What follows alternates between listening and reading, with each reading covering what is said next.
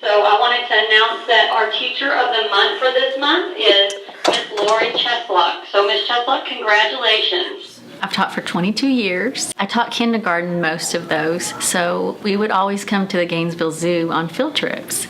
And I just love the community, and I used to come, go to the square, and I just got to the point where I decided this would be a good place to work. And I came over and interviewed, and I just instantly felt like this was a great place to be. I started out here teaching 3rd grade, and then last summer, Mrs. Polk asked me to go down to 2nd, and because I had taught kindergarten so long, I liked the idea of having just my own group of kids.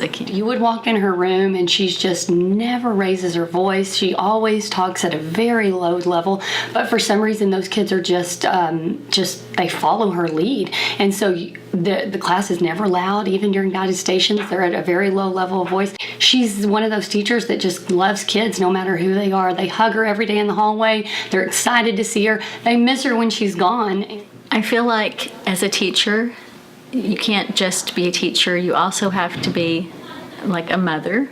You have to be a police officer. You have to be everything that that kid needs all day long. You have to be there to give hugs. You have to be there to listen. Some of these kids, this is their only safe place. And you can tell when they come in, they need to talk.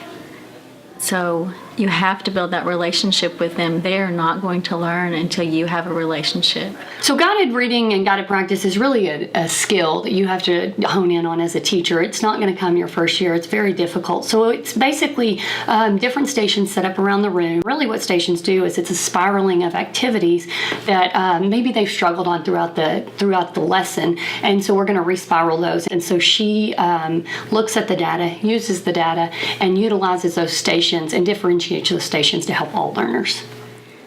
I love having the kids talk to each other about what we're doing. So often as I'm walking around listening to them talk, they're giving each other ideas, or I see those aha moments because kids listen to other kids. Sometimes a teacher can teach all day long, but when another student tells them the same exact thing, that light bulb goes on. When she gives the prizes to the cupcake, she has to see people that are good and behaving right.